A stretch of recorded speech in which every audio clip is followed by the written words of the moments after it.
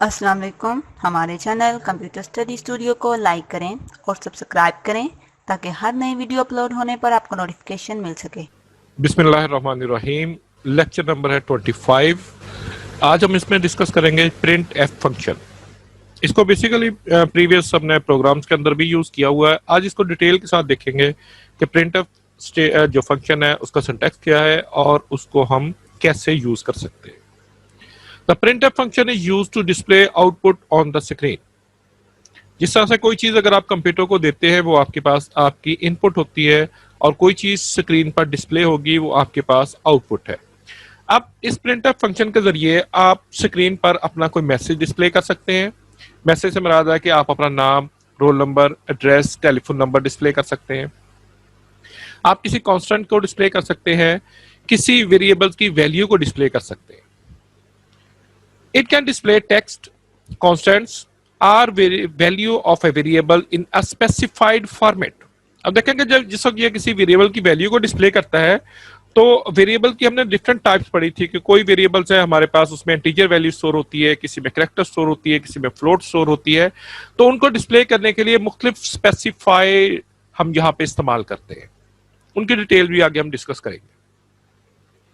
It is most commonly use to display output in C language. तो C का जो programme है उसमें बहुत ज्यादा हम प्रिंटफ फंक्शन को इस्तेमाल करते होते हैं अपने किसी भी मैसेज को डिस्प्ले करने के लिए। The function printf is pronounced as printf। इसको हम कैसे पढ़ेंगे? प्रिंट अलग हमारे पास वर्ड है और f अलग है। printf। सिंटैक्स इसका आपने थोड़ा सा गौर से देख लेना है और बेसिकली अगर आपको किसी भी प्रोग्राम लैंग्वेज के अंदर सिंटैक्स का पता होता है तो आप इजीली उस कमांड को यूज कर लेते हैं। printf फौरन बाद हमारे पास इसमें ब्रैकेट है और फॉर्मेट स्ट्रिंग, इसके बाद है argument list.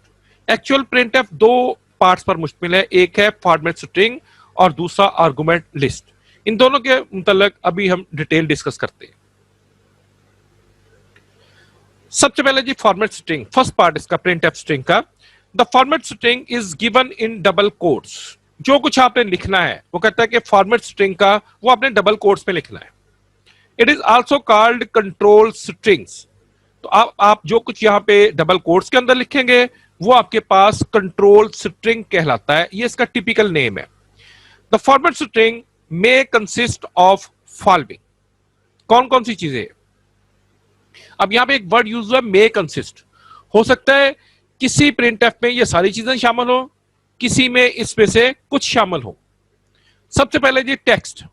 It is the message to be displayed on the screen. मैं अपना नाम एक डिस्प्ले करना चाहता हूं, वो कहता है कि आप प्रिंटफ स्टेटमेंट के जरिए डबल कोट्स के अंदर उसको लिखकर अपना नाम डिस्प्ले कर सकते हैं। दूसरा है format specifier. It specify how the value of the variable will be displayed. Variable की वैल्यू कैसे डिस्प्ले होगी? वो वेरिएबल आपके पास इंटीजर है तो हम %d को यूज कर लेंगे एज ए स्पेसिफायर। अगर उसकी वैल्यू फ्लोट है वेरिएबल की तो %f को हम यूज करेंगे और अगर उसकी वैल्यू कैरेक्टर है तो हम %c को यहां पे यूज करते हैं। Escape sequence. एस्केप सीक्वेंस एक छोटा सा हमने इसको यूज भी किया था अपने कुछ प्रोग्राम्स के अंदर। बैकस्लैश n फॉर्मेट स्पेसिफायर्स जहां पे हम लिखते हैं, जहां पे फॉर्मेट स्ट्रिंग्स होती हैं तो उसके अंदर हम बैकस्लैश n को भी यूज करते हैं। Backslash n for new line. तो डाटा को जब हमने फॉर्मेट करना होता है, नई लाइन में लेकर जाना है या कुछ टैब वगैरह देने हैं तो वहां पे हम एस्केप सीक्वेंस को यूज करते हैं। इनकी डिटेल्स आगे हम इसी चैप्टर्स के अंदर डिस्कस भी करेंगे। अब वो कहता है कि ये तीन चीजें हमारे पास है फॉर्मेट स्ट्रिंग के अंदर, text, format specifiers, escape sequence. आपकी मर्जी है, आप इसमें से एक को यूज कर लें, आप दो को यूज कर लें, तीनों को यूज कर लें। जिस तरह से भी हमारी रिक्वायरमेंट होगी उसके मुताबिक हम इनको इस्तेमाल कर सकते हैं। आर्गुमेंट लिस्ट सेकंड पार्ट इसका। फर्स्ट पार्ट डबल कोट्स के अंदर हमने लिख लिया, अब आ जाता है सेकंड पार्ट पे। The argument list consist of constant variables or expression whose values are to be printed on the screen. अब इस सेकंड पार्ट के अंदर वो कहता है कि आपने उन वेरिएबल्स का नाम लिखना है, उस कांस्टेंट का नाम लिखना है या आपने वहां पे कोई एक्सप्रेशन लगा देना है जिसकी वैल्यूज आप डिस्प्ले करना चाहते हैं, लेकिन ये काम डबल कोट से बाहर हमने करना है। Each argument in the list is separated by comma. अगर आप एक प्रिंटफ स्टेटमेंट के अंदर एक से ज्यादा आर्गुमेंट यूज कर रहे हैं, आर्गुमेंट्स फिलहाल आप जहन में रखें वेरिएबल, आप एक से ज्यादा वेरिएबल आप यूज कर रहे हैं, वो कहता है कि उनके दरमियान आपने कॉमा इस्तेमाल करना है। The value of the argument is printed according to the correspondence format specifiers given in the format strings. अब वो कहता है कि इन जो वेरिएबल्स की, इन आर्गुमेंट्स की जो वैल्यू होती है कैसे डिस्प्ले होगी, जो फॉर्मेट स्पेसिफायर आपने यूज किया था प्रिंटफ स्टेटमेंट में डबल कोट्स के अंदर। परसेंटेज डी इस्तेमाल किया था तो वो उसको इंटीजर डिस्प्ले कर देगा, और परसेंटेज एफ आपने इस्तेमाल किया होगा तो उसको फ्लोट डिस्प्ले करेगा। Different format specifiers are used for different types of values. मुख्तलिफ किस्म के फॉर्मेट स्पेसिफायर्स है, डिपेंड करेगा कौन सी डेटा टाइप हमने यूज की हुई है। The use of argument list is optional. ये सबसे इंपॉर्टेंट बात है कि अगर आपको आर्गुमेंट की जरूरत है देन आप इस पोर्शन को यूज करें, और अगर आपको आर्गुमेंट की जरूरत नहीं है तो ये ऑप्शनल है, आप उसको दे या ना दे उससे आपको कोई सिंटैक्स एरर नहीं देना। मसलन मैंने सिर्फ अपना नाम डिस्प्ले करना है, शाहिद महमूद, तो आप देखें कि मुझे किसी भी आर्गुमेंट की जरूरत यहां पे नहीं है, मैं डबल कोट्स के अंदर अपना नाम लिखूंगा, वो उसको डिस्प्ले कर देगा। Format string without argument list, बगैर किसी आर्गुमेंट लिस्ट के हमने एक टेक्स्ट डिस्प्ले करना है। फर्स्ट पोर्शन हमने इसको यूज करना है फॉर्मेट स्ट्रिंग का, और आर्गुमेंट यहां पे हम यूज नहीं कर रहे अभी।